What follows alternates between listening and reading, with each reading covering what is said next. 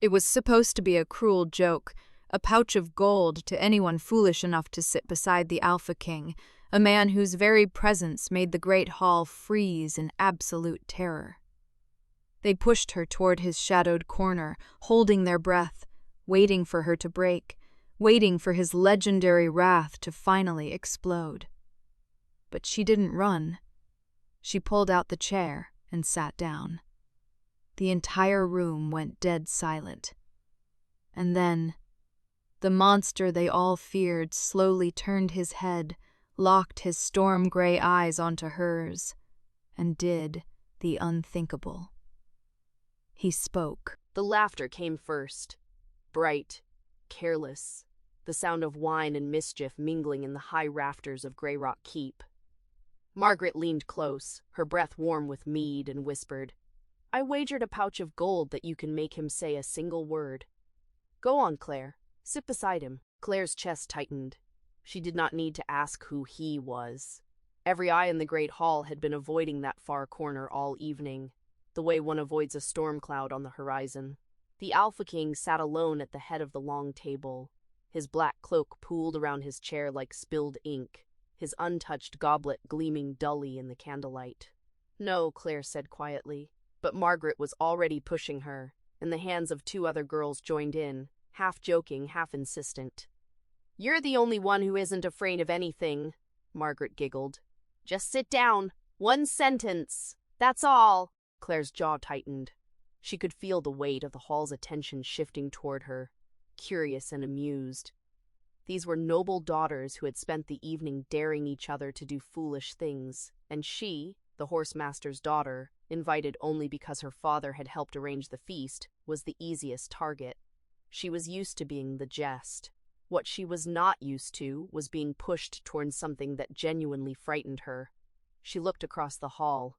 The king had not moved. He sat with his forearms resting on the table, his hands wrapped around the stem of his goblet, his gaze fixed on some point far beyond the walls. The scar that ran from his temple to his jaw caught the firelight like a pale river. No one had approached him all evening.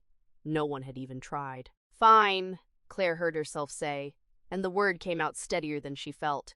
"But I'm not doing it for yo, too, Morden." Margaret's eyes went wide. Claire. She was already walking. The hall seemed to grow quieter with every step. The buzz of conversation faltered, then died in patches as heads turned. By the time Claire reached the long cable's end, the silence had become a living thing, thick and watchful. She felt the stairs on her back like a dozen small fires. She stopped beside the Alpha King's chair. He did not look up. For a moment, she simply stood there, taking him in. Up close, he was larger than she had imagined. Broad-shouldered, lean in the way of a man who had spent years on horseback, his hands scarred and calloused. The black of his doublet was worn at the cuffs, and the old silver ring on his left hand caught the light as he turned his goblet slowly, absently. She pulled out the chair beside him and sat down. The silence rippled outward like a stone dropped in still water. Somewhere behind her, Margaret let out a strangled gasp, a lord choke on his wine. The Alpha King's hands stilled on his goblet. For a long moment he did not move, then slowly he turned his head and his deep gray eyes settled on her with the weight of a drawn blade. Claire met his gaze and did not look away. She had learned long ago, in the stables, that the one thing a frightened horse could not abide was a liar. Whatever else she was not going to flinch. "Are you lost, girl?" His voice was low, rough at the edges, as if it had not been used in a while. "No, Your Grace." Claire kept her voice even. "I was invited to sit." "Invited?" He repeated the word as though tasting something unfamiliar. "By whom?"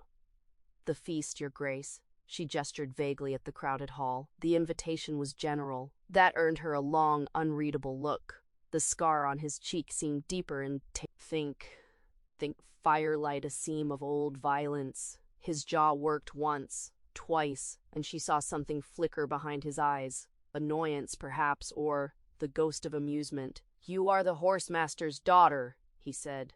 It was not a question. "Yes, Your Grace." He studied her for another long moment, then turned back to his goblet. "You have your father's steadiness. He does not flinch either when a stallion rears." Claire blinked. She had not expected him to know her father's habits. "You know my father, Your Grace? I know every man who keeps my horses alive." He took a slow sip of his wine, then set the goblet down with a soft click. "You may stay, if you wish, but I do not promise conversation." "That is fair, Your Grace." Claire folded her hands in her lap and looked out at the hall. The other guests had resumed their murmuring, though she could feel the weight of their curiosity pressing against her back. Let them wonder. She had done what they asked. She had sat beside him. She had even made him speak. But as the minutes passed and the feast wore on, she found herself oddly reluctant to leave. There was something in the stillness of the man beside her that she recognized. It was the same quiet she saw in the oldest horses in the stables, the ones who had been ridden hard and left with old scars they no longer bothered to explain. She stole a glance at his hands, the calluses, the old nicks and cuts. This was a man who had done his own fighting, not merely commanded it from a distance. "You are staring," he said without turning. Claire felt heat creep up her neck. "I apologize, Your Grace. I did not mean to be rude." "You were not rude.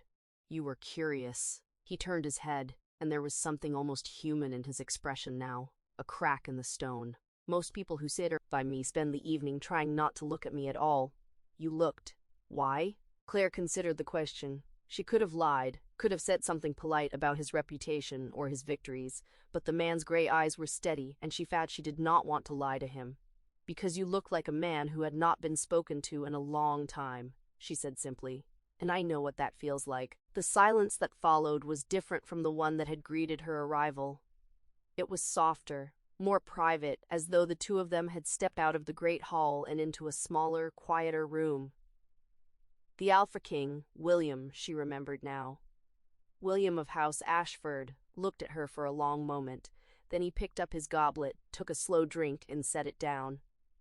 "What is your name?" he asked. The question was so unexpected that Claire almost missed it. She had come here expecting coldness, expecting to be dismissed as another fool trying to get close to the throne. Instead, he had asked her name. "Claire," she said, "Claire of the Thornwood." "Thornwood?" He repeated it, and something in his voice suggested he was filing it away. A fitting name for a woman who walks through a room full of kings and does not flinch. The compliment, if it was a compliment, settled over her like a warm cloak. She opened her mouth to reply, but at that moment a steward approached, his face apologetic, and murmured something about a messenger from the border. William rose. For a moment he stood over her, tall and dark, and she had to tilt her head back to meet his eyes. "You may keep the seat," he said. "It is the least I can offer for the discomfort of being watched all evening." Before she could answer, he was gone, striding toward the doors with the steward hurrying at his heels. Claire sat alone at the head of the table, the candle flames dancing in the silence he had left behind.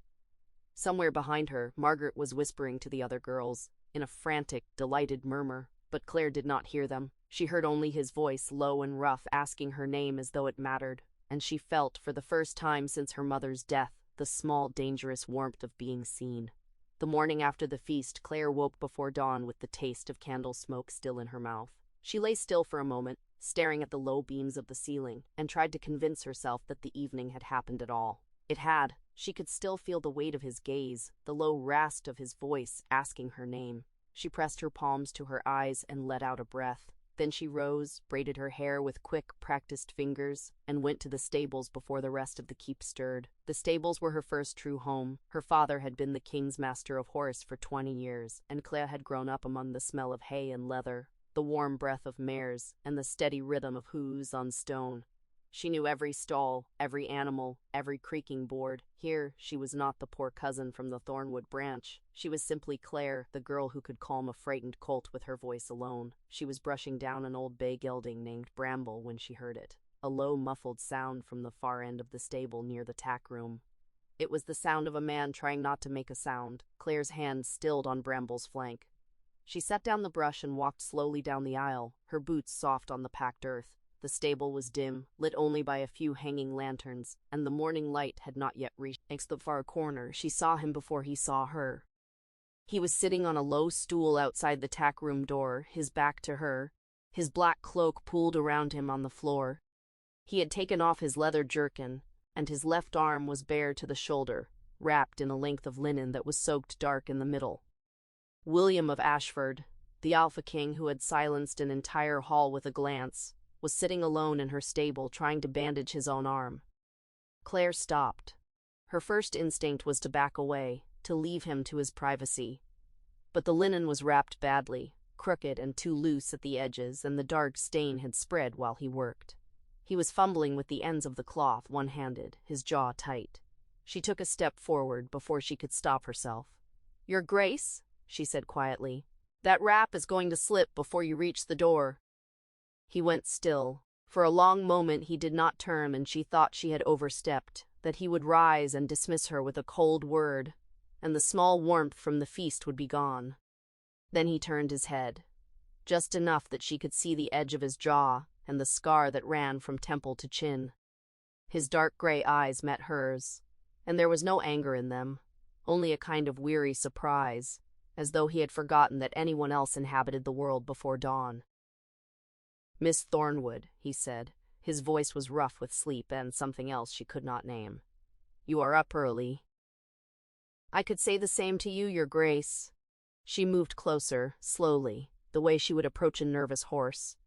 "That arm, may I see it?" He looked down at the stained linen, then back at her. Something flickered in his eyes, something she almost recognized, the hesitation of a man who was not used to being offered help and did not know how to accept it. "It is nothing," he said. "An old wound. It opened in the night." "Old wounds do not soak through linen like that," Claire said. She stopped a few paces from him, not crowding him but not retreating either. "My father keeps a box of salves in the tack room. They are good ones, made by the herbalist in the village. If you will let me, I can do a better job than that wrap." He stared at her. The silence stretched, and she could feel the weight of it, the same pressure she had felt in the feast hall when she had walked toward him past all those averted eyes. Then he let out a long breath, and his shoulders dropped a fraction of an inch. "Very well," he said. "Show me." Claire fetched the box of salves from the tack room, trying to keep her hands steady. She had treated her father's scrapes and the stable boy's cuts 100 times. But this was different. This was the Alpha King, with his battle-scarred hands and his eyes that saw too much. She knelt beside him and gently unwound the linen. The wound beneath was a long gash along his forearm, not new but angry, the edges red and puckered. It licked like a blade wound that had never quite healed right. A deep gash was the muscle that had been stitched and restitched, but still pulled and tore with use. "This is not a new wound," she said softly. "It is years old, but it keeps tearing. You did not let it rest." He did not answer. She looked up and saw that he was watching her hands, not her face, his expression unreadable. Claire dipped a clean cloth in the bucket of water her father kept for the animals and began to clean the wound. He did not flinch. He sat very still, his breath even, as though he had long ago learned to endure pain without showing it. "This was from the war," she said. It was not a question. "From the last battle," he said. His voice was low, almost distant. "A man's blade caught me as I was pulling my standard-bearer out of the mud. The wound closed, but it never truly healed. The healers say it will ache for the rest of my days." "They are probably right," Claire said. She reached for the jar of salve, a thick green paste that smelled of comfrey and yarrow. "But it will ache less if you let it rest and let someone else carry the heavy things for a while." He made a sound that might have been a laugh, though it was dry and without much humor. "I have no one to carry the heavy things, Miss Thornwood. I am the one who carries them for everyone else." She said nothing to that. She smoothed the salve over the wound with careful fingers, feeling the heat of his skin, the hard ridge of the scar beneath her touch. He was so still, so carefully controlled, but she could feel the tension in his arm, the fine tremor of a man holding himself together by sheer will. "There," she said, when she had bound the wound with fresh linen, clean and tight. "That will hold for a few days. If you can keep it dry and let it heal, it will give you less trouble." He flexed his arm experimentally, then looked at her with something that might have been respect. "You have nimble fingers, Miss Thornwood, and a steady hand." "My father taught me," she said. "He says a horse will trust you. If you are calm and sure, people are not so different." He was quiet for a moment. Then he said, almost to himself, "Your father is a wise man. He was the only one who did not look away from me when I came back from the war. Claire's heart gave a small, sharp tug. She remembered her father's quiet words, spoken to her in the stable one evening. The king carries more than think, calls Claire. Someone should remind him that he is not alone. Did he tell you that? She asked. Not in words, William said. He showed it. He would stand beside me and talk about horses of all things as though I were any other man. He never flinched, never whispered, never asked for anything. He simply stayed. He looked at her then, and there was something raw in his eyes, something he was not used to showing. I have not spoken this much in months, he said quietly. I am not sure why I am telling you this. Claire sat back on her heels and met his gaze without flinching, the same way she had done in the feast hall. Perhaps because I am not afraid of you, your grace, she said, and perhaps because you have been carrying the heavy things alone for too long. The silence between them was not uncomfortable. It was filled with something else, something that made Claire's breath catch in her throat. Then William rose, pulling his jerkin back over his shoulders with a wince. He looked down at her, tall and dark in the dim morning light, and for a moment she thought he might say something else. But he only nodded, once, and said, "Thank you, Miss Thornwood. I will remember this." He walked out of the stable, and Claire stayed kneeling on the packed earth, her hands still faintly tinged with the smell of salve. She heard his footsteps cross the courtyard and fade into the waking keep. Only then did she realize that he had not said for the wound. He had said, "I will remember this."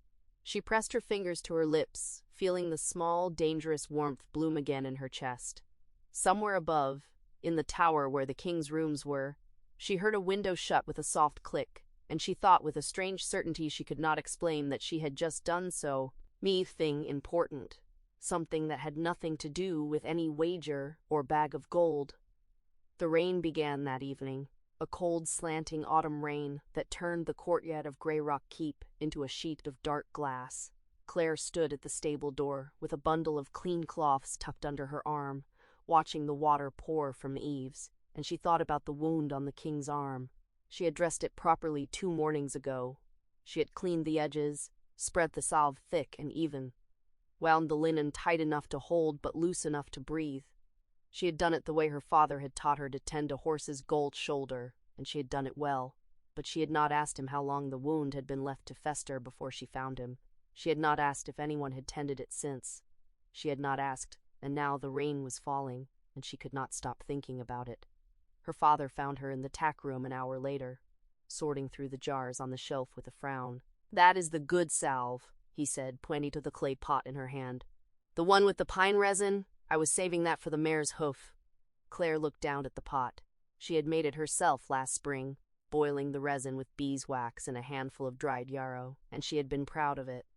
"The mare's hoof is already healing," she said, "and this is for something else." Her father studied her for a long moment. He was a quiet man, weathered by years of mucking stalls and hauling feed, and he knew his daughter well enough to know when she was not going to be argued with. "The king's arm," he said at last. Claire said nothing. "It has been 2 days, her father said. "Perhaps he has had it seen to by the court physician." "Perhaps he has," Claire said. But she did not think it. She had seen the way the wound lay open, the edges pale and angry, as if it had been left to heal on its own and had given up trying. She had seen the way he flinched, just once, when she pressed the salve into the deepest part. A man who let a wound fester like that was not a man who went to the court physician. She wrapped the pot of salve in oiled cloth, tucked it into the pocket of her cloak, and pulled her hood up over her braided hair. The rain was coming down harder now, drumming on the stable roof like 1,000 small hoofbeats. "You will soak through," her father said. "I will be quick," she said.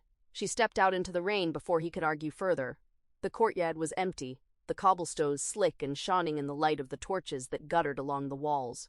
She kept to the edge of the yard, where the overhanging eaves gave a little shelter, and made her way toward the main tower, where the king's rooms were. She had never been inside the king's tower. She had never had reason to. The guards at the gate knew her father, and they knew her by sight from the stables, but they still lowered their spears across the doorway when she approached, dripping and breathless. "State your business," the taller one said. Claire pushed her hood back so they could see her face. "I have something for the king," she said. A salve for his arm. He was wounded and I dressed it 2 days ago and I thought— The guard shook his head. The king does not receive visitors at this hour. Especially not— He stopped himself, but she knew what he had almost said. Especially not stable girls. It is not a visit, Claire said. It is a delivery. I will leave it with you and you can see that he gets it. She reached into her pocket and pulled out the oiled cloth bundle. Please, it is for his arm. He needs to change the dressing. The guard hesitated. He looked at the bundle, then at her face, then at the rain streaming off her shoulders. I cannot take that up, he said. I am not allowed to leave my post. Then call someone who can. I cannot. Is there a problem?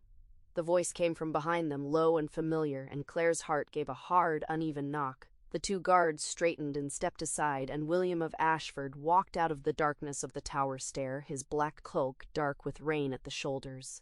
He was not wearing his crown. He was not wearing the heavy ceremonial armor she had seen him in at the feast. He was wearing a plain linen shirt and a leather vest, and his left sleeve was rolled up, and the fresh white bandage she had tied 2 days ago was visible against his forearm. He looked at her. The torchlight caught the scar on his cheek, the deep gray of his eyes, and for a long moment neither of them said anything. Miss Thornwood, he said at last. His voice was quieter than she remembered, rougher at the edges. You are a long way from the stables. Claire felt the rain running down the back of her neck. She had not realized how cold she was until he spoke, and now she was suddenly, acutely aware of the water soaking through her cloak, her dress, her boots. Your arm, she said. I brought more salve. The wound needs to be dressed every 2 days, and I did not know if— She stopped, because she did not know how to finish the sentence without sounding like she had been worrying about him. He looked at the bundle in her hands. Then he looked at her face, at the rain dripping from her braid, at the way she was shivering just slightly despite her best efforts to hide it. You walked here in this rain. Skeek and think, he said. It was not a question. The stables are not far. You walked here in this rain, he repeated, to bring me salve. Claire felt her cheeks go hot, and she was glad the rain was cold enough to excuse it. You said you would remember what I did, she said. I thought you might not have anyone else to remember it for you. The words came out before she could stop them, and she regretted them instantly, but he did not look angry. He looked at her for a long, quiet moment, and something in his face shifted. Not much, just a softening at the corner of his mouth, a loosening of the set line of his jaw. Come in, he said. You are soaked through, and I will not have you catch your death on my account. He turned and walked back into the tower without waiting for an answer, and the guards parted to let her through. Claire stood in the rain for one stunned second, then followed him up the narrow stone stair. His rooms were not what she had expected. She had imagined tapestries, gold, the grand trappings of a king. Instead, there was a plain wooden table, a single chair, a narrow bed pushed against the wall, and a fire burning low in the hearth.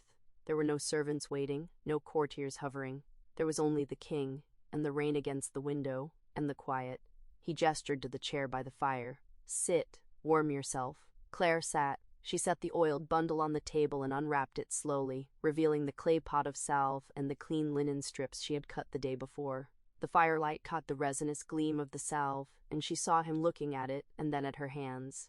You made this yourself, he said. Yes, it smells of pine. I boiled pine resin with beeswax and yarrow, she said. It draws out the heat of a wound and keeps the flesh from going bad. My father uses it on the horses. But it works just as well on men. A corner of his mouth lifted. Just barely. That is a strange recommendation, Miss Thornwood. It is a true one, she said.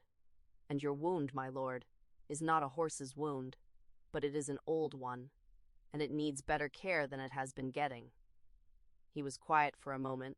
Then he lowered himself into the other chair, the one across from her, and held out his left arm. The bandage was already a little damp at the edges, dark with a thin stain of old blood. It wept again tonight, he said. The rain does that, I think. It makes the old hurts ache. Claire leaned forward and began to unwrap the bandage, her fingers careful and sure.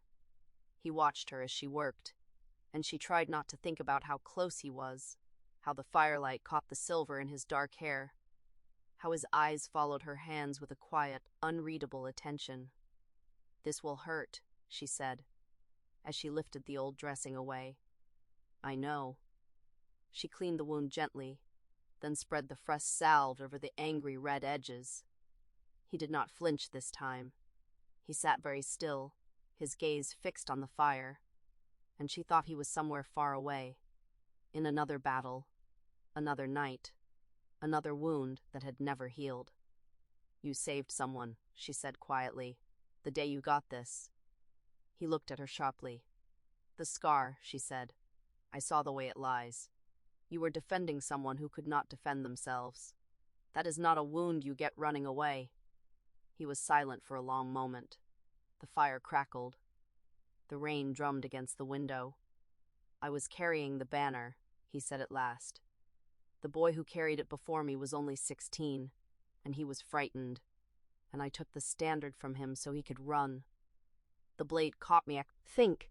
This I turned. He paused. "He lived. He is a farmer now. In the eastern valleys, he sends me a wheel of cheese every autumn." Claire tied the new bandage in place, snug but not tight the way her father had taught her. "That is a good thing," she said. "To have saved someone who sends you cheese?" He let out a breath that was almost a laugh. "It is, actually." She finished the dressing, sat back, and looked at him. The firelight made the scar on his cheek look less harsh, softened the lines around his eyes. He looked, for just a moment, like a man instead of a king. "Why?" he said. "Do you keep doing this?" "Doing what?" "Coming to me, sitting beside me, dressing my wounds." He looked at her, and there was something almost vulnerable in his face. "No one else does. No one else will even look at me for more than a heartbeat." Claire thought about it. She thought about the wager, and the bag of gold, and the way Margaret had pushed her toward him with a laugh. She thought about how she had been a pawn in someone else's game, a test, a dare, but that was not why she was here now. "Because you were bleeding," she said, "and because no one else was going to help you, and because—" She stopped, swallowed, and made herself say it. "Because I think you have been alone for a very long time, my lord, and I do not think that is what you truly want." The fire crackled. The rain kept falling. He looked at her for a long, long moment, and she could not read the expression in his gray eyes. Then he stood, walked to a chest against the wall, and lifted out a heavy woolen cloak, dry and dark. He brought it to her and held it out. "Take this," he said. "You will not walk back to the stables in that wet thing." Claire stood and took the cloak. It was warm, and it smelled faintly of wood smoke. Think and leather, and it was so large it pooled around her feet. "I will have it returned to you," she said. "Keep it," he said, "until the rain stops at least." She looked up at him, and she saw that he was looking at her the way he had looked at her in the banquet hall on the first night. Not at a stranger, not at a servant, but at someone he was trying to understand. "Good night, Miss Thornwood," he said. "Good night, my lord." She walked out of the tower, through the rain, back across the dark courtyard to the stables. The woolen cloak was so warm that she almost forgot the cold. When she reached the stable door, she looked back, and she saw a single light burning in the window of the king's rooms. He was watching her go. She went inside and hung the cloak by the fire to dry, and she was still standing there, staring at the dark wool, when her father came in with a lamp. "That is a king's cloak," he said, frowning. "I know," Claire said. He looked at her for a long moment. Then he set the lamp down and said softly, "He gave it to you to keep you warm." "Yes." Her father was quiet. Then he said, "Claire, the king does not give his things away." She did not answer. She only touched the heavy wool, still warm from his fire, and she thought about the look in his eyes. When he had said, "No one else will even look at me," she thought about the way he had watched her walk away. And she thought, with a quiet, stubborn certainty, that she would not let him be alone anymore. The morning came clear and cold. The rain washed out of the sky, and the air smelled of wet stone and fallen leaves. Claire woke before the first bell, folded the king's cloak carefully, and pressed the folded wool against her chest for a moment before she let it go. She had stayed awake half the night think about his eyes. She took the cloak to the east garden, the small one that no one used because that was where the note said to bring it. The garden was a tangle of overgrown rose bushes and a stone bench that had not been sat on in years. The fountain in the center was dry, and a thin layer of moss covered the rim. She stood there, holding the cloak, and she wondered if she had misread the note. Then she heard footsteps on the gravel path. He was not wearing the black cloak tonight. He wore a plain gray tunic and no crown, and his dark hair was still damp from washing.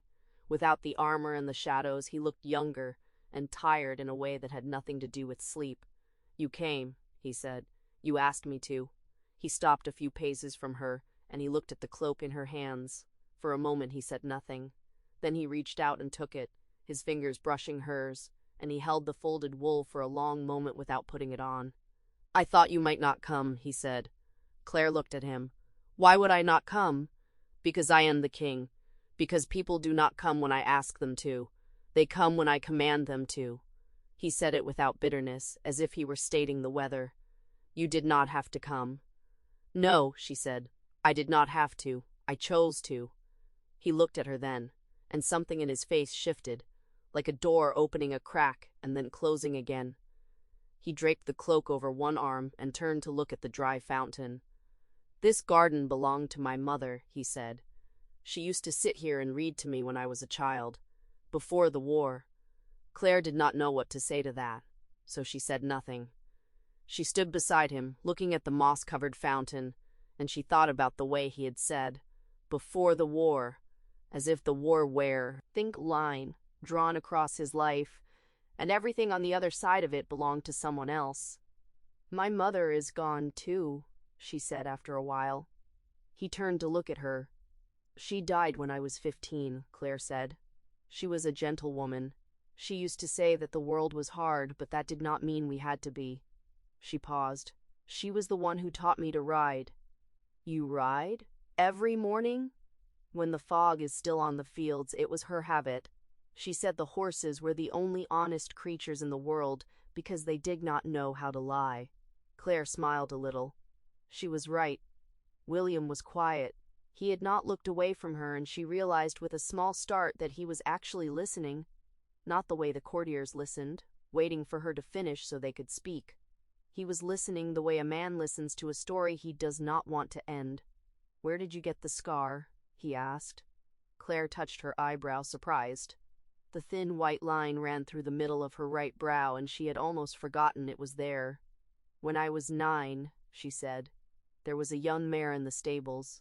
She was frightened, caught her leg in a rope, and she was thrashing. Everyone else ran away. I was small enough to slip under the stall door, and I got the rope off her." She touched the scar again. "She kicked me before she calmed down.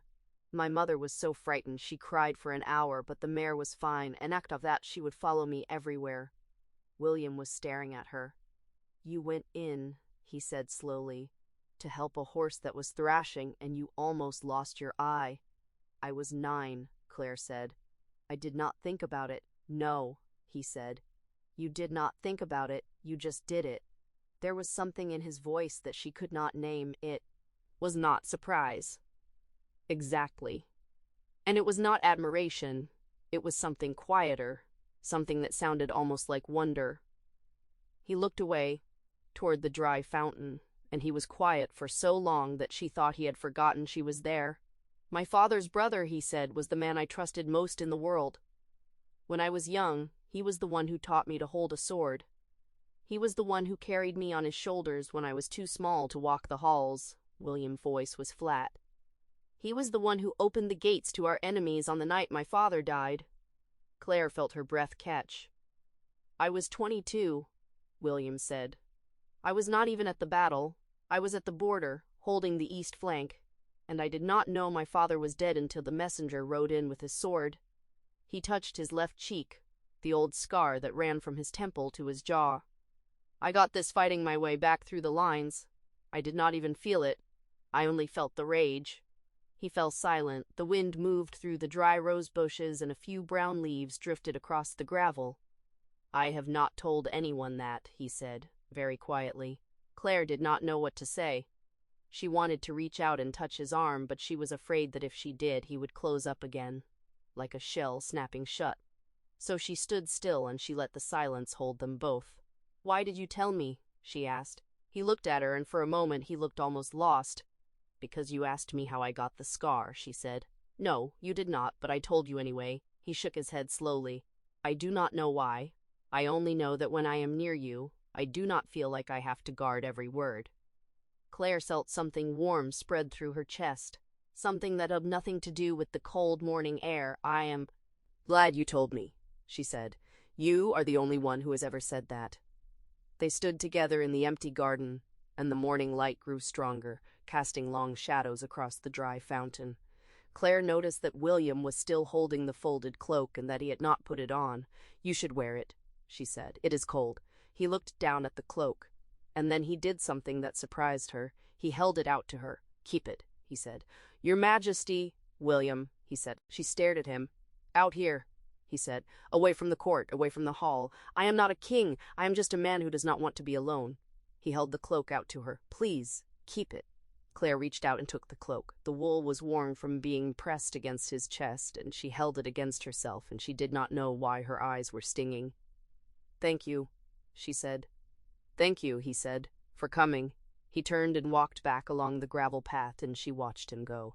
He walked with his shoulders straight and his head high, the way a king walks, but she saw the way his hand came up to touch his left chest, over the place where his heart would be, and she saw the way he stopped for just a moment at the edge of the garden as if he were gathering himself before he stepped back into the world. She stood in the empty garden for a long time after he left. She stood there holding the cloak he had given her, and she thought about the way he had said, I do not want to be alone. She thought about the way he had told her about his uncle, and the way his voice had gone flat and careful like a man speaking around a wound. She thought about the way he had looked at her, as if she were the first person in a very long time who had not flinched from him, and it ought, with a quiet ache in her chest, that she understood now why he had not told anyone about the scar, because telling the story meant remembering the night his father died, and remembering that meant he was not as alone as he wanted everyone to believe. She walked back to the stables with the cloak over her arm, and she did not tell anyone where she had been. But that evening, as she was brushing her father's old gilding, a page came to the stable door with a message. From the king, the page said, and handed her a scrap of parchment. She unfolded it. The handwriting was the same as the note about the cloak, a firm, unadorned script. Tomorrow, at sunset, the West Tower. I would like you to see the view. She folded the note carefully and tucked it into her sleeve, and she did not tell the page that her hands were trembling. She did not tell anyone that she had already decided she would go. The West Tower stood at the edge of Greyrock Keep, older than the rest of the castle, and taller than the main hall. Claire climbed the narrow stone steps with the thick wool cloak folded over her arm, and the higher she went, the more the wind pulled at her braid. She had come early. She told herself it was because she wanted to see the view before the sun began to sink, but the truth was simpler than that. She had been restless all afternoon, the way she used to be before her father took her to the horse fair as a child. That tight, sweet ache of waiting for something she could not name. The door at the top of the stairs was ajar. She pushed it open and stepped out onto the parapet, and the whole of Edland opened out beneath her. The fields lay in long amber stripes, harvested and waiting for winter. The river curved through the valley like a silver thread, and beyond it, the forest rose in layers of rust and gold. She had lived in Greyrock all her life, but she had never seen it from this height, and for a moment, she forgot to breathe. Beautiful, isn't it? She turned. William stood in the shadow of the Merlin, dressed in the same gray tunic he had worn in the garden. No crown, no cloak, no sword. He looked smaller without them. Or perhaps not smaller, just more like a man. I didn't hear you come up, she said. You were looking at the river. He moved to stand beside her, close enough that she could smell the wood smoke on his clothes. I used to come here as a boy. My mother would bring me up these stairs and tell me that if I looked hard enough, I could see the whole world from one place. Could you? No. A faint smile tugged at the corner of his mouth, but I liked that she believed it. The wind lifted the edge of his tunic. Claire noticed that he was not wearing his gloves, and that his hands were resting loose at his sides, unguarded. She had never seen him stand like that before, without some part of him braced for a blow. Thank you for coming, he said, and there was something careful in his voice, as if he were afraid she might vanish if he spoke too loud. I wasn't certain you would. You asked me to. That's not the same thing. She considered this. No, she said, it isn't. They stood in silence for a while, watching the sun edge lower toward the hills. The light turned the river to molten gold, and the shadows of the towers stretched long across the courtyard below. Somewhere in the kitchens, someone was singing an old harvest song. The notes drifted up, thin and cheerful, and Claire found herself smiling without meaning to. "Tell me something," William said. "When my men first brought you to the great hall, and everyone think silent, what did you think?" "I thought you looked tired." He turned to look at her, and for a long moment he did not speak. "Tired?" he repeated. "You have the look of a man who hasn't slept properly in years. That's not what most people say." "What do most people say?" "They say I look like a wolf who has cornered his prey." He said it without pride, as if he were reporting a fact about the weather. "They say I look like a man who would burn his own castle down to win a war." "And what do you look like to yourself?" He was quiet for so long that she thought he would not answer. The sun slipped another finger's width toward the hills, and the wind picked up, tugging at the edges of her borrowed cloak. "Like a man who has spent 10 years waiting for the knife to fall," he said at last, "and who has stopped being surprised when it does." The words hung in the air between them. Claire did not look away. She had learned, in the stables, that a frightened horse could be calmed by stillness rather than by reaching for it. So she stood still, and she waited. He turned to face the valley, bracing his hands on the stone parapet. "You asked me in the garden how I got this scar. You didn't have to tell me, I know." He was silent for a moment. "But I find that I want you to understand. Not because you asked, because—" He stopped and started again. "Because you're the first person in 10 years who has looked at me without flinching, and I think I owe you the truth." The wind carried the kitchen song away, and the courtyard below grew quiet. "My uncle," he said. "His name was Aldrich. He was my father's younger brother, and I loved him better than anyone in the world. He taught me to ride, to fish, to hold a sword. When my father was away at war, Aldrich was the one who tucked me in at night and told me stories about the old kings." Claire heard the past tense, and her chest tightened. "When the border wars began, my father rode south to lead the armies himself. I was 22, and I stayed behind to hold Grey Rock in his name. I trusted Aldrich to advise me. I trusted him with everything, the keys to the gates, the names of our spies, the routes our supply wagons took." He paused, and his hands tightened on the stone. He had been selling information to the Enver for years. Every battle my father lost, every ambush that caught our men unprepared, Aldrich had arranged it, and when my father finally rode home, wounded and weary, Aldrich opened the gates to the enemy and let them in. Claire felt her breath catch. "William, he killed my father in the great hall, not in battle. In the hall, at the table, while my father was eating his supper and trusting his brother." William's voice did not waver, but something in it went very quiet. "I was in the West Wing when I heard the fighting. I fought my way back through the corridors, and by the time I reached the hall, my father was dead on the floor, and Aldrich was standing over him with a sword in his hand. The scar on his cheek caught the dying light. Claire understood suddenly that it was not a battle scar at all. It was the scar of a son who had watched his father die at his uncle's hand. "I killed Aldrich there, in the hall. I did not let him explain, and I have never regretted it." He turned to look at her, and his gray eyes were bare, stripped of every layer of king and wolf and conqueror. "But for 10 years I have asked myself the same question. If I could trust my uncle, the man who taught me to ride, who held me when I was sick, who was closer to me than my own father, then who can I puncture?" Claire did not know what to say. She wanted to reach for him, but she was afraid that if she touched him, he would remember who he was and pull away. So she stood still, and she let him carry the weight of his words alone. "You asked me what I look like to myself," he said. "I look like a man who has been standing on this tower for 10 years, waiting for the next Aldrich to come up the stairs. And I don't know how to stop waiting." The sun had sunk below the hills. The valley dimmed, and the first stars pricked the darkening sky. The wind grew colder, and Claire drew the wool cloak tighter around her shoulders. It was his cloak, she remembered.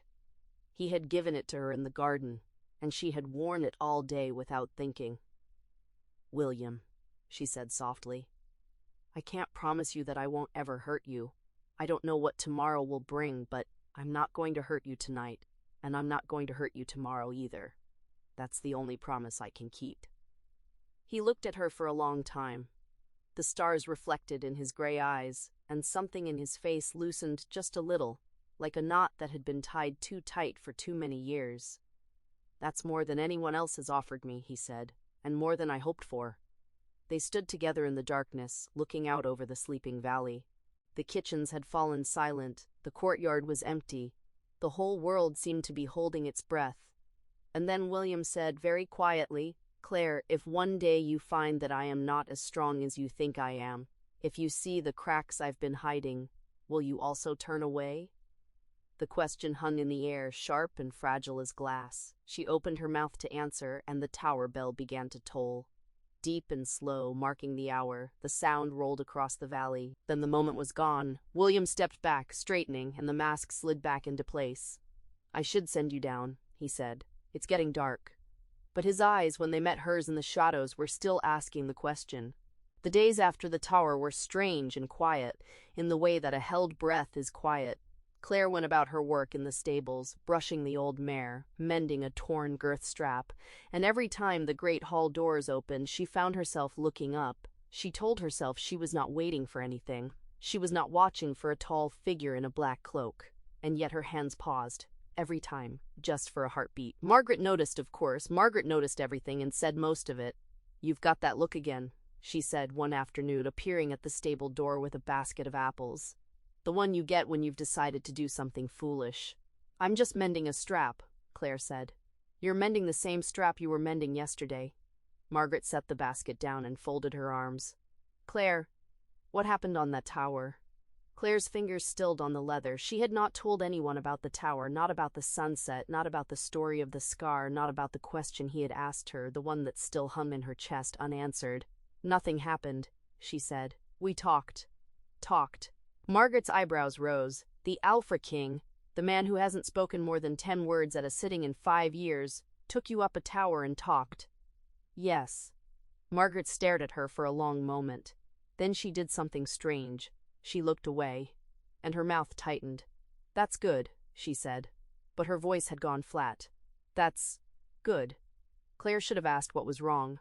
She should have noticed the way Margaret would not meet her eyes, the way she changed the subject quickly, steering it toward the apples and the harvest and the autumn fair. But Claire was too busy thinking about gray eyes and a question unanswered. And so she let the moment pass. She would remember that moment later. She would remember it with a sharp, cold clarity like a blade pressed against her palm. The autumn feast came at the end of the week. It was held in the great hall of Grey Rock Keep, with long trestle tables and pine boughs hung along the walls, and a fire roaring in the central hearth. Claire attended, because her father was the master of the stables and such occasions required his presence, and she came with him, wearing her best dress, a deep green wool that her mother had sewn years ago, let out at the seams and carefully patched at the elbows. She did not expect to be seated near the high table. She certainly did not expect the steward to lead her to a chair that was, impossibly, at the Alpha King's left hand. The hall went quiet. Not the comfortable quiet of a room settling, but the sharp, watchful quiet of 100 people holding their breath at once. William was already seated. He did not look at her as she sat down, but his hand, the one resting on the table, moved, almost imperceptibly, to push the wine pitcher a few inches closer to her cup. It was such a small gesture, no one else would have noticed it, but Claire felt her chest tighten, because she knew, suddenly, that he arranged this. He had told the steward to seat her there. "Your father's horses looked well this morning," he said, his voice low, meant only for her. "They're good beasts," she said. "They deserve good care. They have it." He turned his head, just slightly. "You have a steady hand with them." It was the close. Think it had ever come to a compliment, and Claire felt the blood rise in her cheeks. She opened her mouth to answer, and then Margaret's voice cut across the hall, bright and careless and loud enough for everyone to hear. "Oh, Claire, you actually did it! I told Maris you'd have him talking by the winter feast. I've won the bet after all." The words landed like a stone in still water. The hall went silent again, but this time it was not a watchful silence. It was the silence of 100 people suddenly realizing they had been watching a performance. Claire felt the world tilt. She heard Margaret's laughter, bright and unthinking, and then a woman's voice, Maris no doubt, saying, "A wager? You wagered on her? Of course, Margaret said, still laughing. A bag of gold. I said she could make him speak, and she did. Look at him. He's practically chatty. The words hung in the air, ugly and glittering. Claire could not breathe. She could not look at William. She could only stare at the wine pitcher he had pushed toward her, the small, kind gesture that now felt like a mockery. She heard the scrape of a chair, she heard the sudden, absolute stillness of the hall, and then she heard his voice, low and cold as winter iron. Leave us. It was not directed at her, it was directed at the entire hall. The courtiers rose in a rustle of fabric and hurried footsteps, fleeing the room like leaves before a storm. Claire heard Margaret's voice, high and uncertain, calling her name, but she did not answer. She could not. The doors boomed shut, and then there was silence, and she was alone with the Alpha King. She forced herself to look at him. His face was stone, but his eyes, his gray eyes, which had been warm and open on the tower, were flat and cold like a frozen lake. A wager, he said. The word was quiet, almost gentle. You sat beside me because of a wager? No, she said. It started that way, but how much? What? The wager. His voice was perfectly even. How much gold was I worth to you? William, do not call me that. The words were a blade, sharp and final. Not if I am merely a wager. Claire felt something crack inside her chest. She wanted to explain. She wanted to tell him about the first night, how she had been pushed into the seat, how she had been afraid, how she had looked at him and seen not a king, but a man who looked as lonely as she felt. She wanted to tell him about the tower, about the sunset, about the way he had trusted her with his scars. But he was looking at her as if she were a stranger, as if she were another Aldrich, another knife in the dark. She stood, slowly. Her hands were shaking, but she made them still. It was a bag of gold, she said. Margaret bet a bag of gold that I could make you speak. That's how I first sat beside you. I won the bet and I never collected the gold. She paused. I stayed because I wanted to, but I don't expect you to believe that. He said nothing. His hand was resting on the table and she saw his knuckles go white around the stem of his goblet. She turned and walked toward the doors. Her legs felt like they belonged to someone else. She had almost reached them when his voice came again, quieter than before. Was any of it real? She stopped. She did not turn around. The tower was real, she said. The sunset was real. The scars were real. She swallowed. I was real. Every moment, but I understand if you cannot see that. She pushed the doors open and walked out into the cold autumn night, leaving him alone in the great hall with the dying fire and the silence he had built around himself for 10 years. She did not go back to the feast. She went to the stables, to the old mare who did not care about wagers or kings, and she buried her face in the warm, rough mane and cried until there was nothing left. Later, she did not know how much later, she heard the stable door open. She heard footsteps, slow and hesitant, crossing the straw-strewn floor. She did not turn around. She could not bear to look, because she was afraid of who it might be, and she was equally afraid it might be no one at all. The footsteps stopped behind her. Claire. It was his voice, low and rough and stripped of all the coldness from the hall. She still did not turn. She could not, because if she turned and saw that he had come to forgive her, she would break, and if she turned and saw that he had come to condemn her, she would break just the same. The old mare nickered softly, and she heard his hand move, stroking the horse's neck. I came to say, he said slowly, each word like a stone laid carefully, that I should not have spoken to you that way. You were not the one who made the wager. You were pushed into that seat and you stayed of your own will. A pause. I have been angry at the wrong person for too many years, and tonight I was angry at you. It was not fair. She heard him move, stepping closer. I do not know yet whether I can believe that any of it was real, he said. I want to. That is the most frightening thing I have said in a long time. The stable was silent. The old mare breathed warm and steady in the dark, and Claire, still not turning around, pressed her hand against her mouth, and wept, because he had come, and he had not believed her, but he had come anyway, and that, somehow, was the most terrifying and the most hopeful thing of all. The futulest days after the autumn feast settled over Greyrock Keep, like the first frost, quiet, brittle, and cold. Claire did not attend the smaller gatherings in the great hall. She told herself it was because the horses needed her, because the stable-master had asked her to oversee the farrier's work, because there was always mending to be done and feed to be measured. She told herself many things, and she believed none of them. The truth was simpler. She did not know how to sit in a room where people whispered behind their hands, where Margaret's flushed, drunken voice still echoed in the rafters. She did not know how to meet the eyes of the servants who had watched her walk to that empty seat, or the lords who had watched her speak to the king as if he were a man and not a monument. So she worked. She rose before dawn and did not stop until the light failed, and when the light failed, she found reasons to stay a little longer. She brushed the old mare until her coat shone. She mended a strap that did not need mending. She stood in the doorway of the stable and looked out at the darkening courtyard. And she did not allow herself to think about gray eyes or a voice that said, "I want to believe." On the 5th night, she was still there when the moon rose. She had been repairing a stirrup leather by the light of a single lantern, her fingers moving by memory, when she heard footsteps in the yard, not the quick, purposeful stride of a groom, nor the heavy tread of a guard making his rounds. These footsteps were slow, unhurried, as if the man who made them had all the time in the world and nowhere he needed to be. Claire set down the stirrup and stepped back from the lantern, into the shadow of the stall. She did not know why she hid. Perhaps because she had grown tired of explaining herself, perhaps because she was not ready to see him again. William of Ashford walked into the stable as if he had done it 100 times, though she knew he had not. He wore no crown, no heavy robe of state, just a plain, dark tunic and boots that had seen mud and rain. He looked for once less like a king and more like a man who had not been able to sleep. He did not call out. He did not look for her. He simply walked to the corner where her old saddle lay across a wooden trestle, the one she had been meaning to take to the saddler for weeks, the one with the broken girth strap and the loose stitching that she had been too proud or too tired to ask anyone else to fix. He crouched beside it and ran his hand along the leather. Claire held her breath. For a long moment he did nothing but look.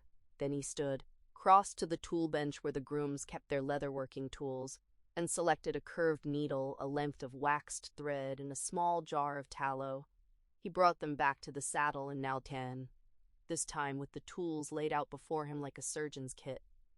She watched, stunned, as the King of Edland, the man who had ended a 12-year war with a single decisive campaign, the man whose name made grown lords lower their eyes, threaded a needle and began to stitch the loose seam of her saddle. His hands were not the hands of a craftsman. They were large, calloused from sword and reins, and they moved with a careful clumsiness that spoke of someone who had learned a task late and was determined to do it properly. He worked slowly, pulling each stitch tight, testing the leather between his fingers before moving on.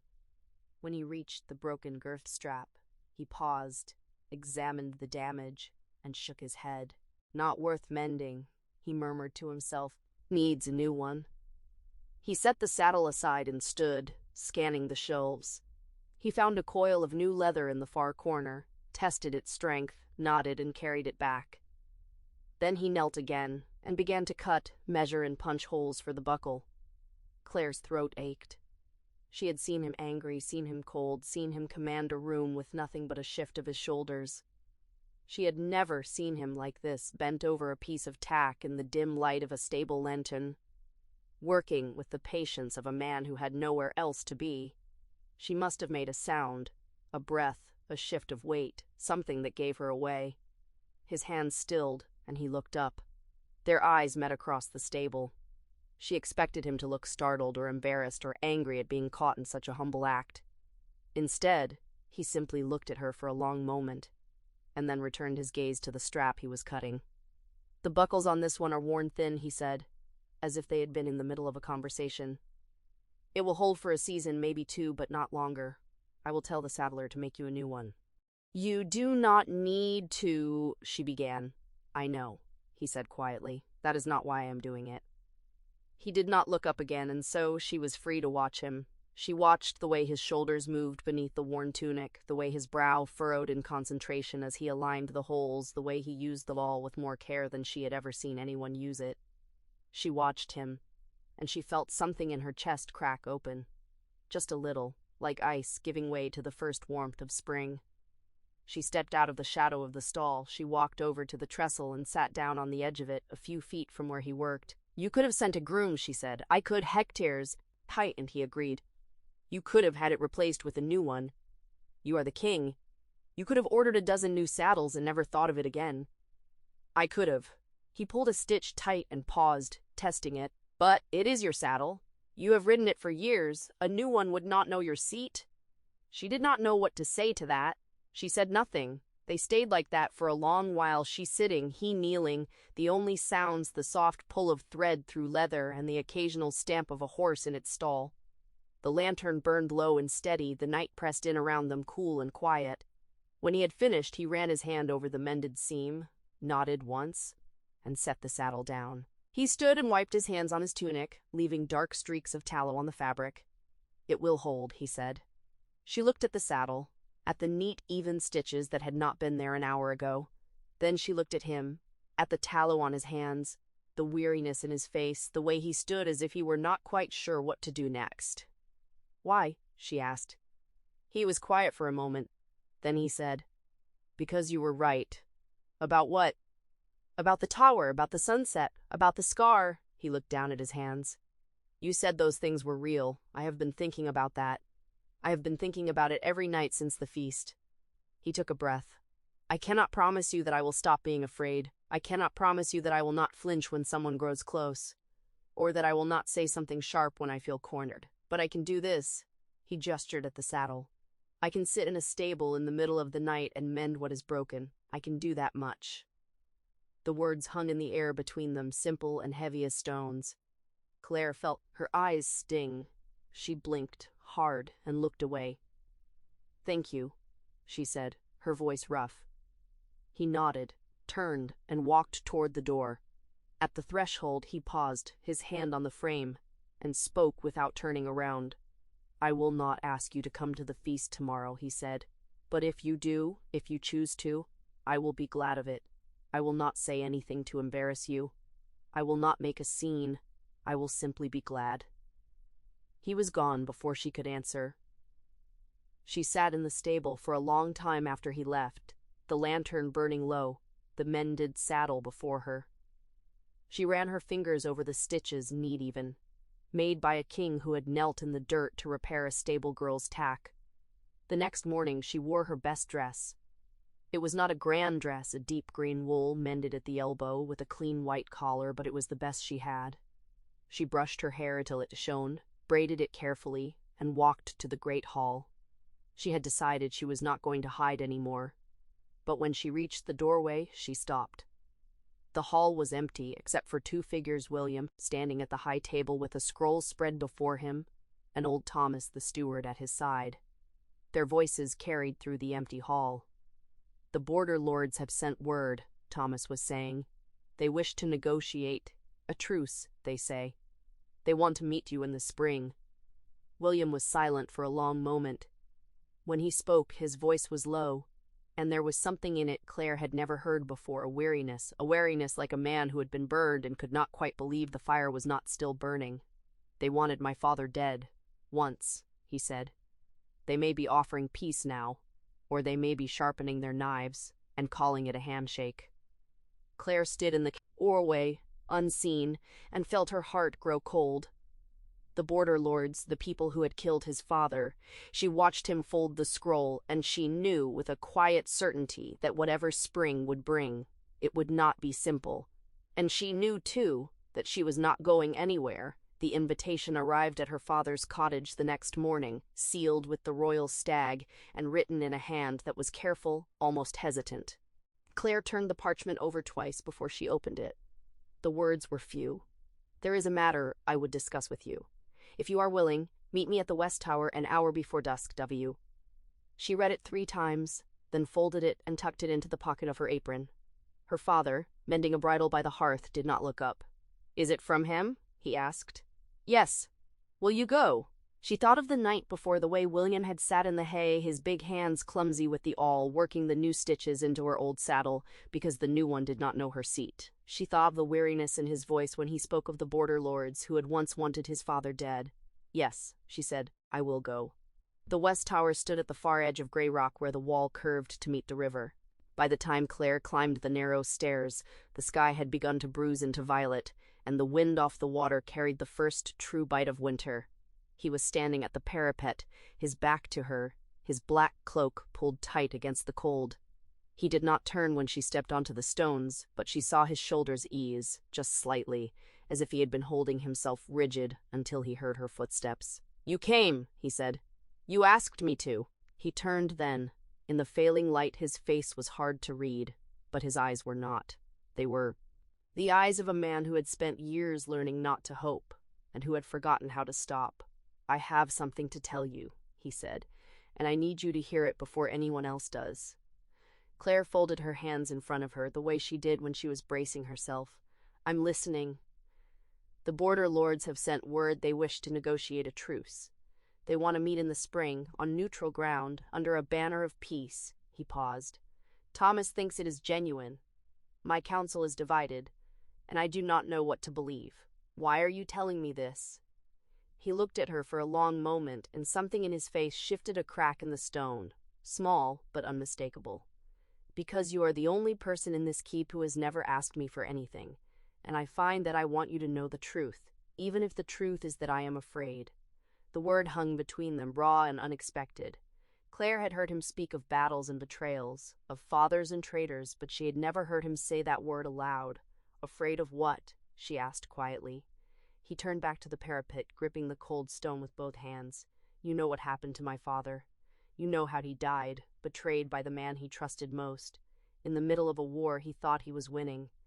Yes, the border lords were the ones who gave my uncle the gold to buy the guards who opened the gates." His voice was flat, careful, as if he had said these words so many times in his own head that they had worn smooth. "They wanted my father dead because he refused to surrender the northern passes. And when they got what they wanted, they went home and waited to see if his son would be as easy to break." Claire stepped closer until she was standing at his side. "You were not easy to break. No, but I think to get him to stop trusting anyone who came too close." He turned to look at her, and there was something almost helpless in his eyes. "And now they are offering peace. They are saying the war is over, that they want to bury the old grudges.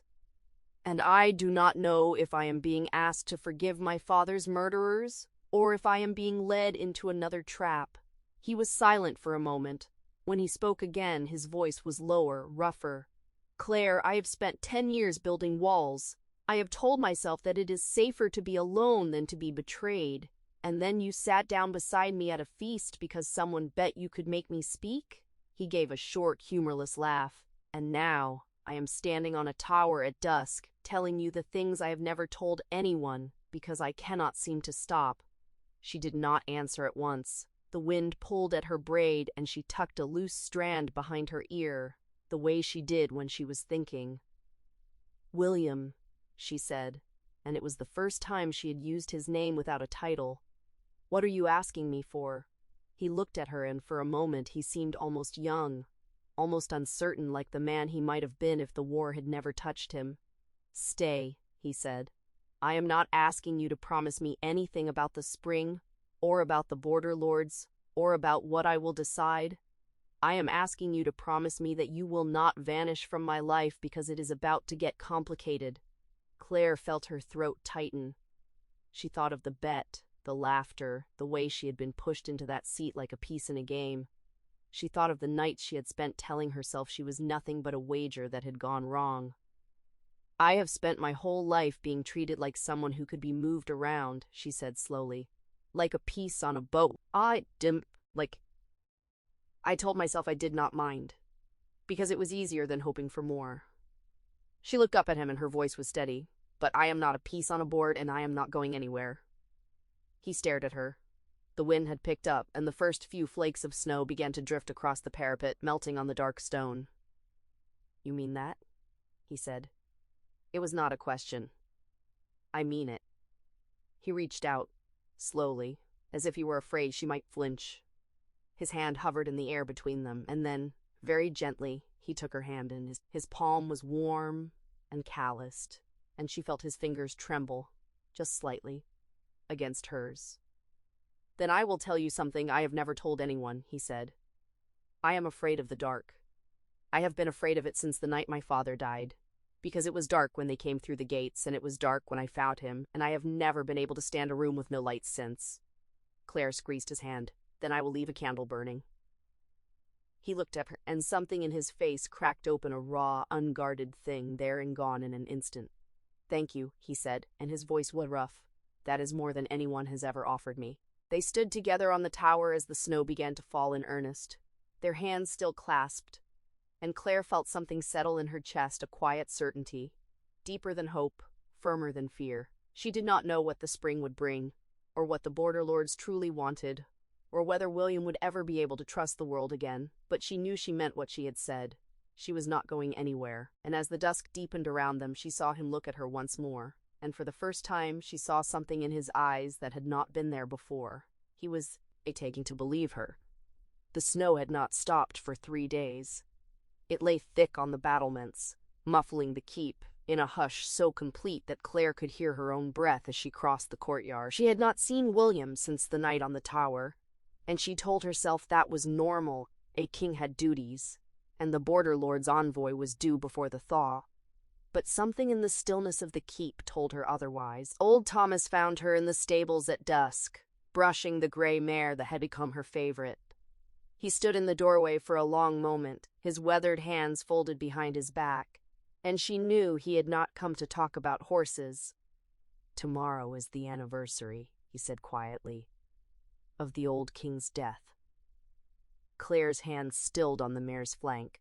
She had heard the story in fragments, the betrayal, the night attack, the king who had died in his tent while his brother's men held the gate. William had told her the truth of it on the tower, but he had not told her the date. He will not eat, Thomas went on. He will not leave his chambers. He will not speak to anyone. He paused. I have served him for 20 years, and every year on this night he sits alone in the dark until dawn. He thinks no one knows, but I have watched him, and I know. Claire set down the brush. Why are you telling me this? Thomas looked at her with an expression she could not quite read, something between hope and sorrow. Because you are the first person he has let stand beside him in all these years. And there are some doors, my lady, that a man cannot open for himself. He bowed and left her standing in the lamplight, the mare nickering softly beside her. She knew what he was asking. She also knew that if she went to William tonight, she would be crossing a line they could not be uncrossed. But she had made a promise on the tower, and she had meant every word. She found the door to his chambers ajar. No guards stood outside. He had dismissed them, or they had learned to keep their distance on this night. The fire had burned low, casting long shadows across the stone floor, and William sat in the dark by the window, his back to her, a goblet untouched on the table beside him. He did not turn when she entered. Thomas sent you. He did not have to, she said softly. I would have come anyway. She crossed the room and sat on the floor beside his chair, close enough that her shoulder almost brushed his knee. She did not touch him. She simply sat and let the silence settle around them like the snow outside.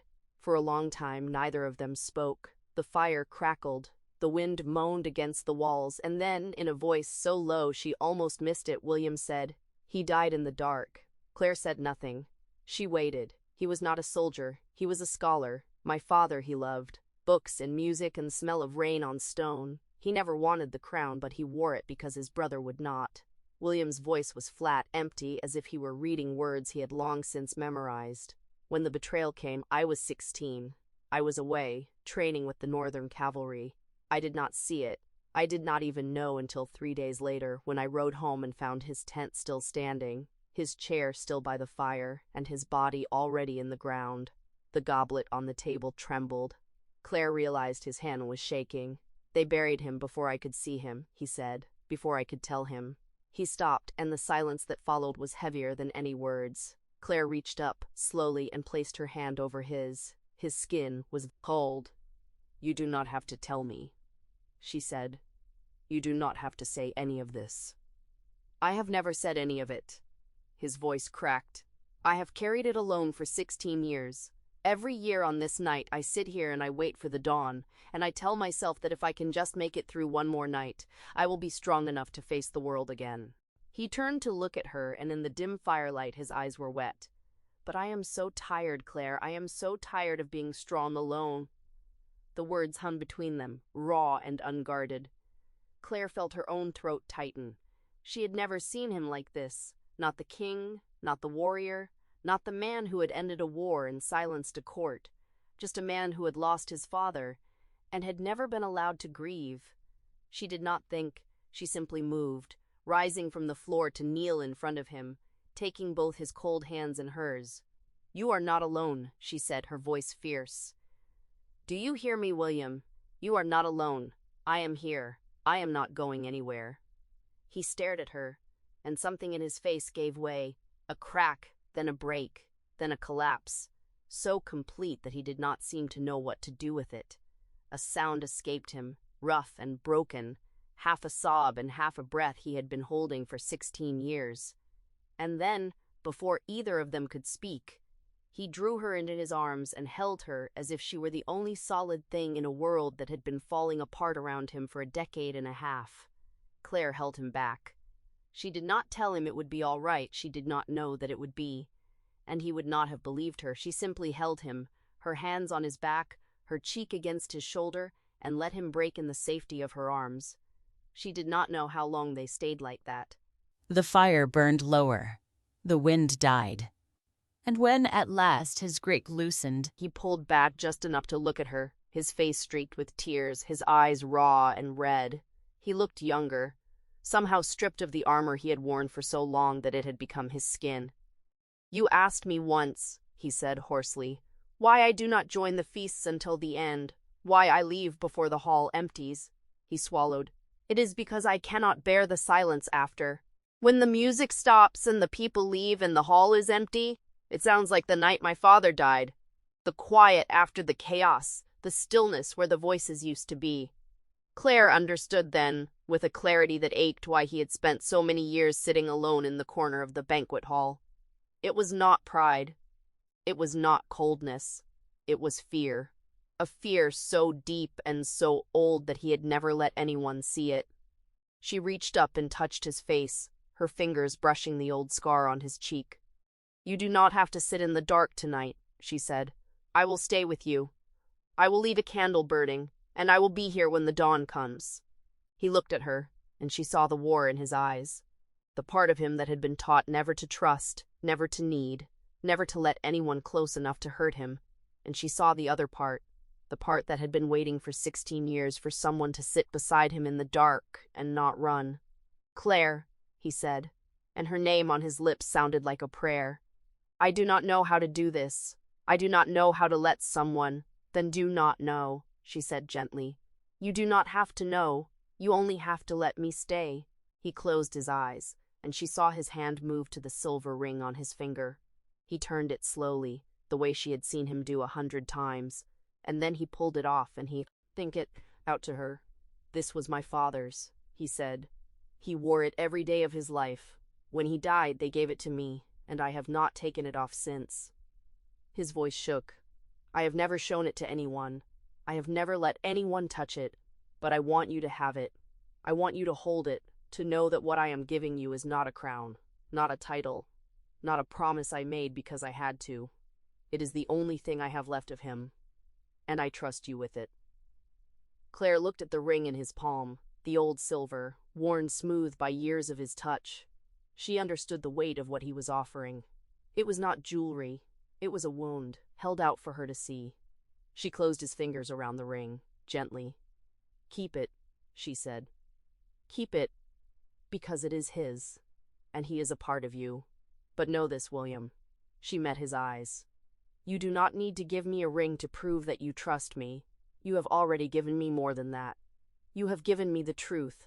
He stared at her for a long moment, and then, slowly, he let out a breath, a long, shuddering exhale that seemed to carry the weight of 16 years with it. "I do not know what I did to deserve you," he said. "I do not know why you stayed. I do not know why you looked at me that first night, when everyone else was afraid to even meet my eyes." "Because I saw you," she said simply. "Not the king, not the warrior. I saw a man who was tired and lonely and doing the best he could, and I thought someone should sit beside him. He laughed then, a broken, wet sound.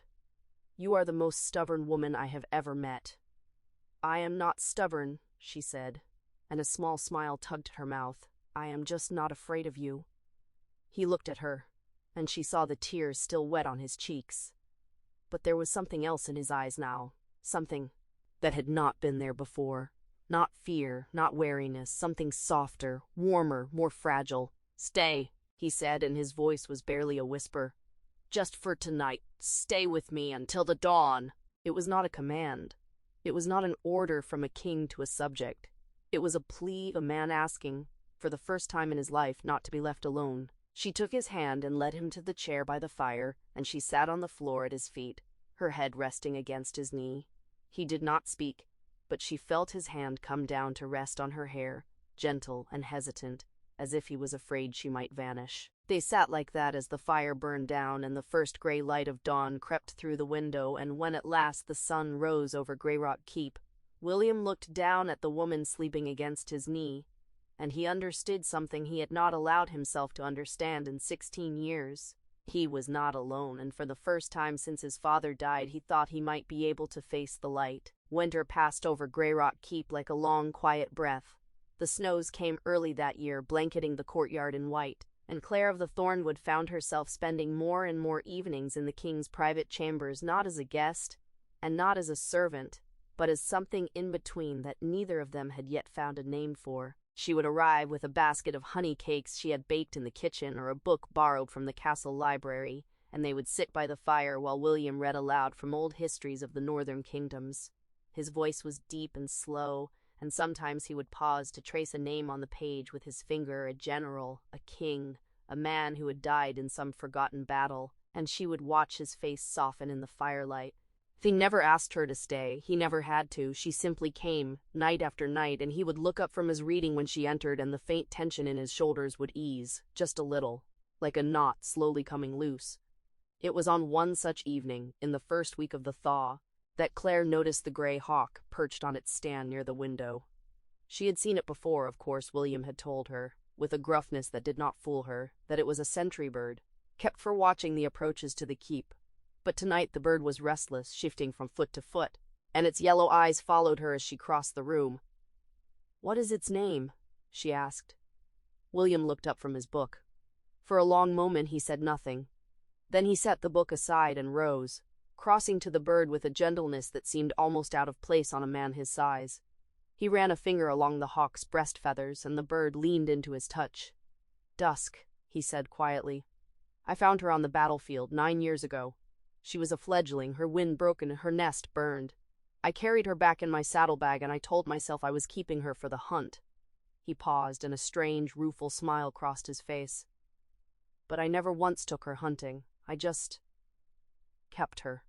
Claire came to stand beside him. The hawk turned its head to regard her, and she saw the faint scar along its wing, old and healed. "You named her Dusk," she said softly.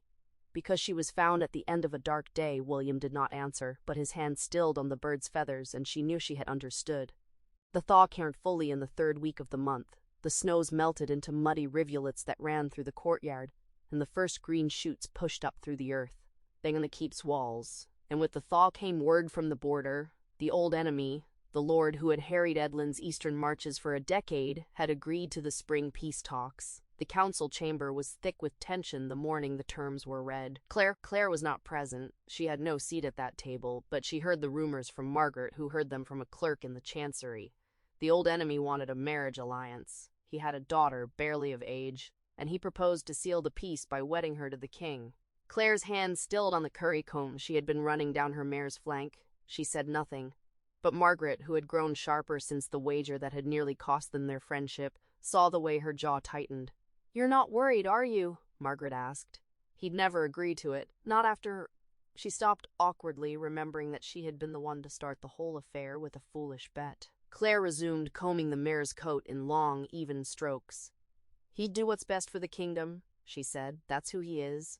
But that evening, when she carried her basket of honey cakes up to William's chambers, she found him standing at the window, staring out at the darkening sky. The gray hawk was perched on his shoulder, and he did not turn when she entered. "They want me to marry for peace," he said without preamble. A bride from the eastern marches, a girl I've never met, who would be sent here as a hostage wrapped in silk and called a wife. Claire set the basket down on the table. Her heart was beating hard, but her voice was steady. "And what will you do?" William turned to face her. The firelight caught the scar along his cheek, and for a moment he looked every year of his age tired, wary. A man who had spent 16 years learning to trust no one. "I told the council I would not sell myself to end a war I had already won on the battlefield," he said. "And I told them that if Edlund needed a peace bride, they could find one among the noble houses who were so eager to offer up their daughters." He took a step toward her, and the hawk shifted its weight on his shoulder.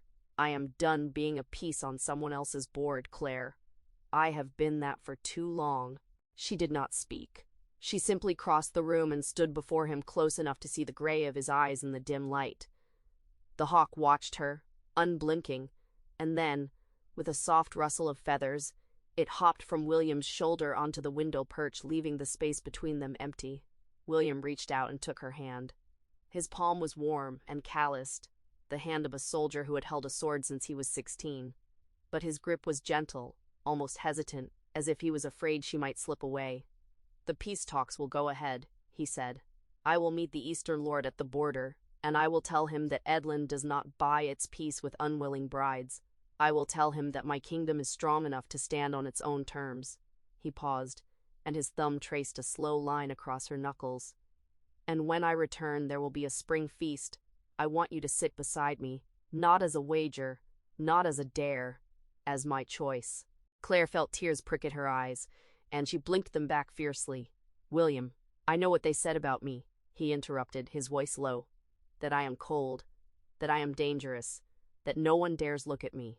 He lifted her hand and pressed it to his chest, over the place where his heart beat beneath the dark leather of his tunic. "But you looked. You sat beside me when no one else old. You brought me medicine in the rain, and you stayed with me through the darkest night of my life, and you never once asked me to be anything other than what I am." She could not speak. The tears spilled over, and she did not bother to wipe them away. "Claire of the Thornwood," he said, and his voice shook just a little.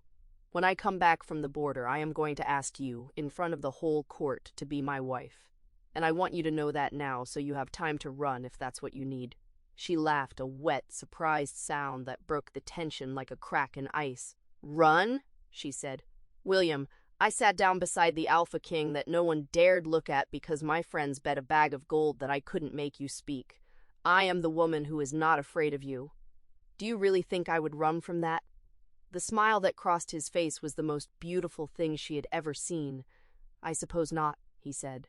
The spring feast was held on the first day of the new moon, when the orchards around Greyrock Keep were white with blossom and the air smelled of rain and green things growing.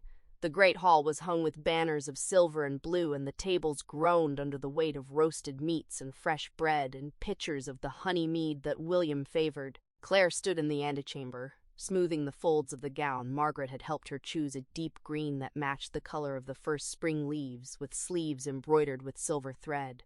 Margaret stood behind her, fussing with the clasp of her necklace, and her hands were trembling. "You look beautiful," Margaret whispered, "like a queen." Claire caught her friend's eye in the polished mirror. "You started all of this with a bet," she said, but there was no blame in her voice. Margaret's face crumpled. "I know, I'm so sorry, Claire. I never meant—" Claire turned and took her friend's hands. "You meant a bag of gold," she said gently, "but you gave me something you never intended." She squeezed her fingers. "You gave me a reason to sit beside him, and he gave me a reason to stay." The doors to the great hall opened, and the herald's voice rang out clear and bright. "His Grace, William of House Ashford, Alpha King of Edlund." The hall fell silent. Not the tense, wary silence of the autumn feast, the silence of a court holding its breath.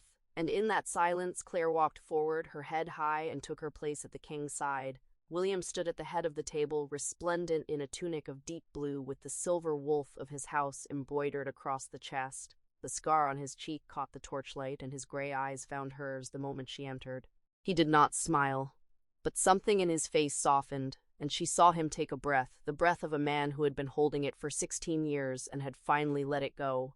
She sat beside him, and the feast began. It was not until the last course had been served and the minstrels had struck up a quiet tune that William rose to his feet. The hall fell silent again, every eye on him. He reached down and took Claire's hand, drawing her up to stand beside him.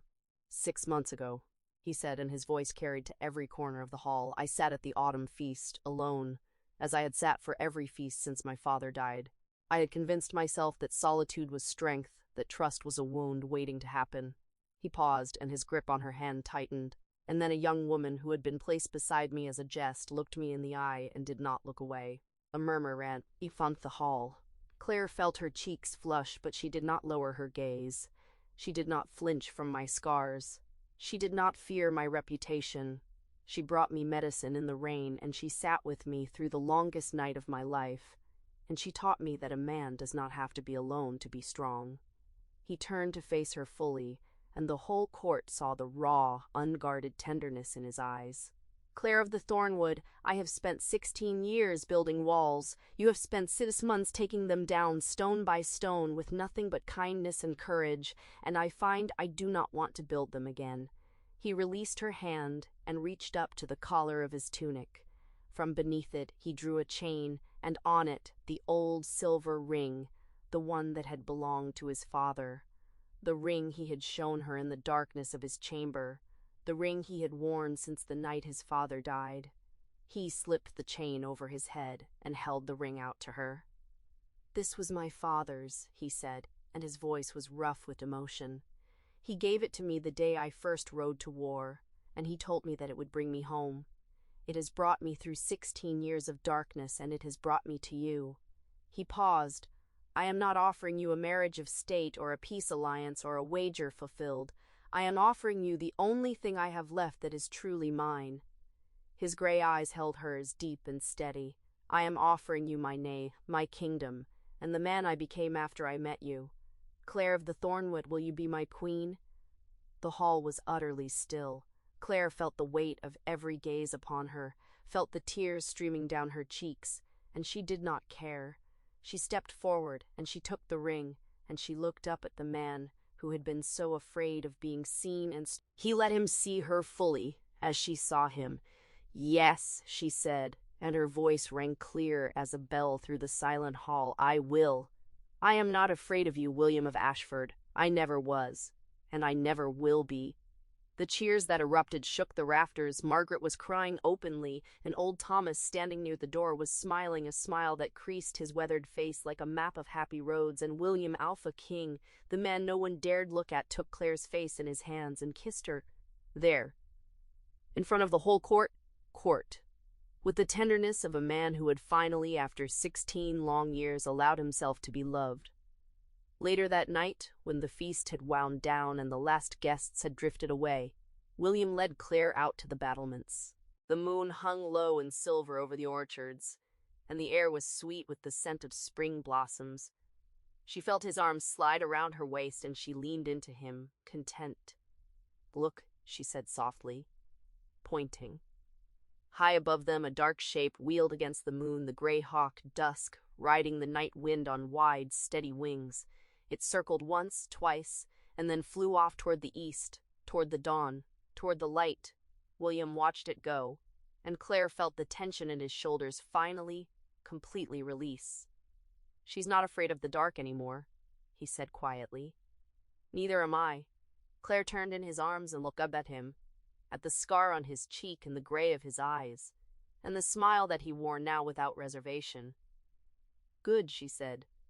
Because I intend to be here every morning, William, for the rest of our lives. He kissed her forehead, and they stood together on the battlements as the moon climbed higher and the orchards whispered in the breeze. And somewhere below, in the great hall, the remaining thing of the spring feast grew cold on the tables, and the banners of silver and blue hung still and proud. The wager had been fulfilled not in gold, not in daring, but in something far greater than either of them had ever imagined. A man who had forgotten how to be seen, and a woman who had never been afraid to look. Together at last, in the light.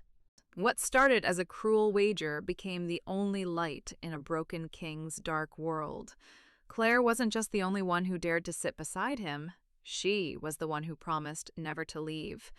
Would you have the courage to look past the monster's scars and heal the man beneath? Tell me your choice in the comments, and don't forget to follow for more epic romance stories.